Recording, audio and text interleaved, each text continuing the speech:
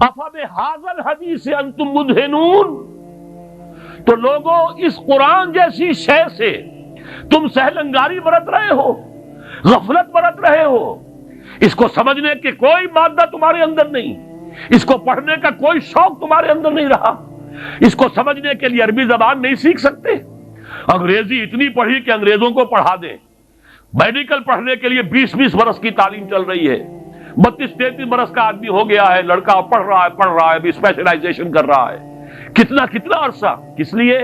کچھ دنیا کما لو گے، کچھ پیسے زیادہ بن جائیں گے۔ ابھی آپ جو ہے MCS اور کتنی ہزار کی فیسیں جو ہے، لاکھوں تک کے اندر فیسیں دے کر لوگ جو ہے وہ پڑھ رہے ہیں، کس لیے؟ 15-20 ہزار کی ملازمت مل جائے گی۔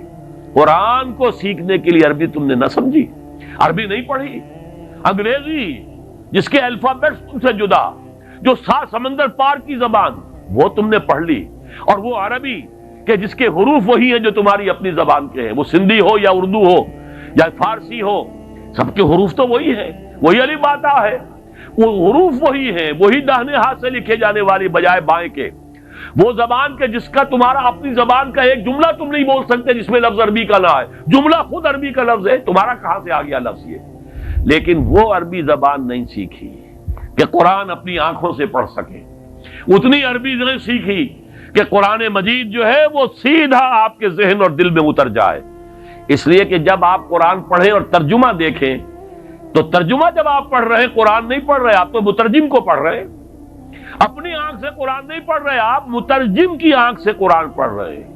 اور دوسری بات یہ نوٹ کر لیجئے کہ جب ایک دفعہ آپ نے آیت پڑھی، اب ترجمہ دیکھا، پھر وہاں لگا ہوا نمبر 30، اب دیکھا آپ نے حاشیے میں نمبر 30 کہاں، پھر اس کی کوئی وضاحت پڑھی، قرآن کا تسلسل ٹوٹ گیا، قرآن کی تاثیر اب نہیں آئے گی۔ قرآن کی تاثیر جب آتی ہے جب براہ راست آپ کے اوپر، آپ کے ذہن اور قلب پر قرآن نازل ہو رہا ہو، ترجمے کا بیریئر درمیان میں نہ ہو، یہ پردہ آپ کے اور قرآن کے درمیان حائل نہ ہوئی تو پردہ ہے، اور کوئی ترجمہ جو ہے قرآن کا قائم مقام نہیں بن سکتا۔ یہی وجہ ہے کہ ہمارے علماء کا فیصلہ رہا ہے، آج تک اس پر قائم ہے، کہ مجرد ترجمہ کبھی شائع نہیں کیا جانا چاہیے، متن کے ساتھ ترجمہ ہو، اس لیے کہ قرآن عربی زبان میں ہے، قرآن تو متن ہے، اس کا ترجمہ قرآن نہیں ہے۔ کسی نے کوئی غلطی کی ہو، کسی نے اپنی ذہن کے مطابق تو بہترین کوشش کی ہے، لیکن یہ کہ قرآن مجید اس کا قائم مقام نہیں بن سکتا ترجمہ۔ تو فَبِهَذَا الْحَدِيثِ أَنْتُمْ مُدْهِنُونَ، یہ مداہنت تم کر رہے ہو، یہ سستی، یہ سہل انگاری، یہ بے اعتنائی، یہ لاپرواہی اس کتاب سے جس کی شان کیا ہے؟ فَلَا أُقْسِمُ بِمَوَاقِعِ النُّجُومِ وَإِنَّهُ لَقَسَمٌ لَوْ تَعْلَمُونَ عَظِيمٌ إِنَّهُ لَقُرْآنٌ كَرِيمٌ فِي كِتَابٍ مَّكْنُونٍ لَا يَمَسُّهُ إِلَّا الْمُطَهَّرُونَ تَنزِيلٌ مِّن رَّبِّ الْعَالَمِينَ أَفَبِهَذَا الْحَدِيثِ أَنتُم مُّدْهِنُونَ وَتَجْعَلُونَ رِزْقَكُمْ أَنَّكُمْ تُكَذِّبُونَ۔ سخت ترین آیت اب آ گئی، تم نے اپنا نصیب یہ ٹھہرایا ہے کہ قرآن کو جھٹلا رہے ہو۔ آپ کہیں گے یہ تو ہماری بات نہیں ہے، ہم نے تو جھٹلایا نہیں، قرآن کو تو ہم مانتے ہیں، اللہ کا کلام ہے، چومتے بھی ہیں اسے، اس کو بڑے اچھے جزدان میں رکھتے ہیں، اوپر رکھتے ہیں، گر جائے تو پھر یہ کہ اس کا صدقہ دیتے ہیں وغیرہ وغیرہ، ہم نے جھٹلایا تو نہیں۔ لیکن اصل میں ایک جھٹلانا ہے زبان سے، تکذیب قولی، ایک جھٹلانا ہے تکذیب فعلی یا تکذیب حالی۔ اگر آپ اسے پڑھتے نہیں، سمجھتے نہیں، اس پر عمل نہیں کرتے، اسے اپنا امام نہیں بنایا تو جھٹلا رہے ہیں آپ اس کو۔ اور یہ بھی کہیں آپ یہ کہہ دیں یہ اپنی طرف سے اتنی سخت بات کہہ رہا ہے، قرآن مجید سے دلیل دیتا ہوں، سورہ جمعہ کی آیت تو یاد ہوگی، مثل الذین حملوا التوراۃ ثم لم يحملوها کمثل الحمار يحمل اسفارا۔ میں تم سے پہلے ایک امت تھی، وہ امت مسلمہ، میں وہ آیت آپ کو سنا چکا ہوں، 2 دفعہ آئی ہے، سورہ بقرہ کے 6 رکوع کی پہلی آیت بھی وہی ہے اور 15ویں رکوع کی پہلی آیت بھی وہی ہے، ایگزیکٹلی وہی، یا بنی اسرائیل اذکروا نعمتی التی انعمت علیکم وانی فضلتکم علی العالمین۔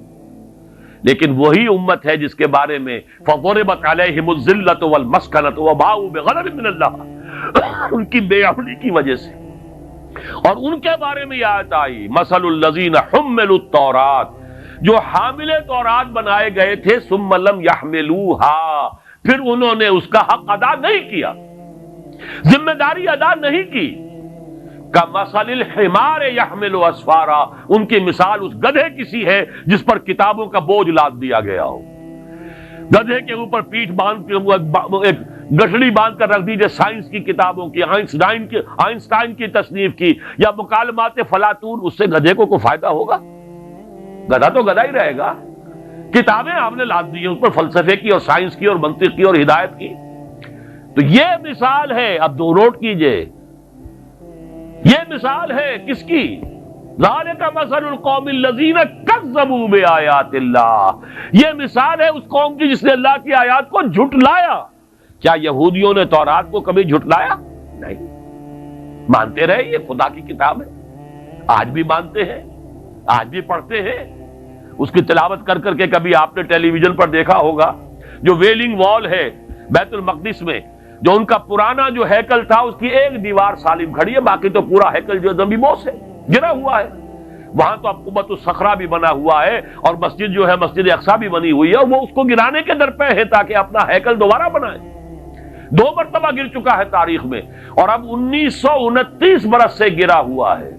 سن 70 عیسوی میں ٹائٹس رومی نے اسے گرایا تھا اور آج تک وہ گرا پڑا، صرف ایک دیوار ہے اس کی سالم۔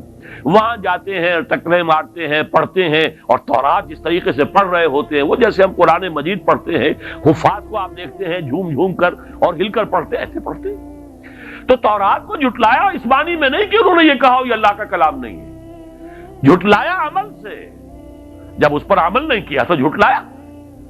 یہ ہے وہ تکذیب فعلی، تکذیب حالی جو آج مسلمان کر رہے ہیں۔ کہاں ہے قرآن کا نظام؟ کہاں ہے قرآن کا قانون؟ کہاں ہے وہ غیر سودی معیشت؟ کہاں ہے وہ پردہ، وہ حجاب، وہ حیا، وہ ستر؟ کہاں ہے؟ وہاں تو مسلمان ملک ہے، بڑا چوٹی کا ملک ہے، اور ہمارے مشرف صاحب نے بھی کہا کہ اتا ترک جو ہے میرے آئیڈیل ہیں۔ وہاں تو برقع تو خیر دور کی بات نہیں، وہ تو زبردستی اتا ترک نے اتروایا تھا، ترک قوم کا، ترک خواتین کا۔ آج تو سر کے اوپر سکارف نہیں رکھ سکتی وہ۔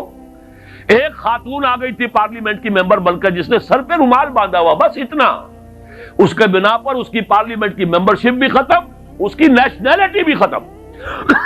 یہ حال تو کہاں ہے وہ نظام؟ قرآن تو کہیں نہیں۔